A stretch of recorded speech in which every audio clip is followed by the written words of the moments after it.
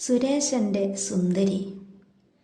മുഖക്കണ്ണാടിക്ക് മുമ്പിൽ നിന്ന് പഴുതാര മീശ ഒന്നുകൂടി മിനുക്കി സുരേശൻ ദല്ലാളിനൊപ്പം പടിയിറങ്ങി. താമര ഇതൾ പോലുള്ള കണ്ണുകൾ, മുല്ലമുട്ട് വിരിഞ്ഞതുപോലുള്ള പല്ലുകൾ, മുട്ടോളം മുടി.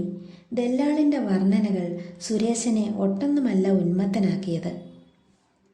പൂമുഖത്തെ നിരത്തിവച്ച പലഹാരങ്ങൾക്ക് മുമ്പിൽ 10ഓളം വരുന്ന ആൺവീട് സംഘം അണിനിരന്നു. കയ്യിൽ ചായക്കപ്പുമായി സുരേശൻ്റെ സുന്ദരി എത്തി.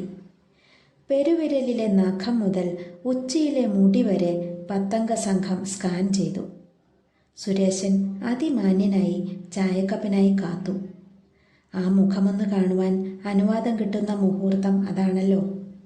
അങ്ങനെ അതും സംഭവിച്ചു. കവിളൽപ്പം ഒട്ടിയിട്ടുള്ളതുകൊണ്ടാവാം പല്ല് അല്പം ഉന്തിയതായി തോന്നി. കൂടെ വന്നവർ ആരും തെറ്റു പറഞ്ഞില്ല എന്ന ആശ്വാസത്തോടെ സുരേശൻ തലകുലുക്കി. സമ്മതം. കല്യാണ പന്തലിൽ താലി ചാർത്തുമ്പോൾ പെണ്ണിൻ്റെ കഴുത്തല്ലാതെ മറ്റൊന്നും നോക്കിയില്ല സുരേശൻ. താൻ അതിമാന്യനാണല്ലോ. മാസങ്ങൾ നീണ്ട കാത്തിരിപ്പിനൊടുവിൽ മണിയറ വാതിൽ തുറന്ന് അവളെത്തി. സർവാഭരണ വിഭൂഷിതയായി, മുടിയിൽ മുല്ലപ്പൂ ചൂടി, കയ്യിൽ ഒരു ഗ്ലാസ് പാലുമായി നാണിച്ച് മന്ദം മന്ദം. ആഭരണങ്ങളും ഏച്ചുകെട്ടലുകളും അഴിക്കും തോറും ശുഷ്കമായി വന്ന ശരീരം. മുട്ടോളമുള്ള മുടി ചുവരിലെ കലണ്ടറിനൊപ്പം തൂങ്ങിയാടി. പൂമ്പാറ്റയെപ്പോലെ പറന്നു നടന്നു വസന്തം വിരിയിക്കുമെന്ന് കരുതിയവൾ പുൽച്ചാടിയെപ്പോലെ ചാടി ചാടി നടന്നു.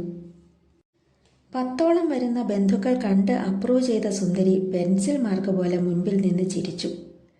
വെണ്ണ തോൽക്കും ഉടലും വെണ്ണിലാവിൻ തളിരും പോലുള്ള സുരേശൻ്റെ ഭാര്യാസങ്കല്പം ഒരു നിമിഷം കൊണ്ട് തച്ചുടഞ്ഞു. ഇനിയും നോക്കി നിന്നാൽ ഉള്ളിൽ സങ്കല്പിച്ചുകൂട്ടി വളർത്തിയ വികാരങ്ങളെല്ലാം അപ്പാടെ ചോർന്നു പോകുമെന്ന് കണ്ട സുരേശൻ പെട്ടെന്ന് പറഞ്ഞു, ലൈറ്റ് അണയ്ക്കാം. ഇത്രയ്ക്ക് തിടുക്കമോ എന്ന് ചിന്തിച്ച് പെൺകുട്ടി നാണിച്ച് ചിരിച്ചു. പിറ്റേന്ന് ചിറ്റ കൊടുത്ത പുത്തൻ നൈറ്റി അണിഞ്ഞു വന്നപ്പോൾ പൊടിപ്പെണ്ണിന് ലോഹയിട്ട പ്രതീതി. ഇനി കയ്യിൽ ഒരു കുരിശിൻ്റെ കുറവേ ഉള്ളൂ എന്ന സുരേശൻ്റെ കളിയാക്കലിന് ചുട്ട മറുപടി, ഒരു കുരിശ് ഇനിയങ്ങോട്ട് സ്ഥിരമായി കൂടെയുണ്ടല്ലോ. സങ്കടവും നിരാശയും ഇടയ്ക്കിടെ തലപൊക്കുമെങ്കിലും തൻ്റെ കളിയാക്കലുകൾ കേൾക്കുമ്പോഴുള്ള അവളുടെ കുറിക്കത്ത മറുപടികളും കിലുക്കാൻ പെട്ടി പോലുള്ള ചിരിയും സുരേശനെ ആനന്ദിപ്പിച്ചു.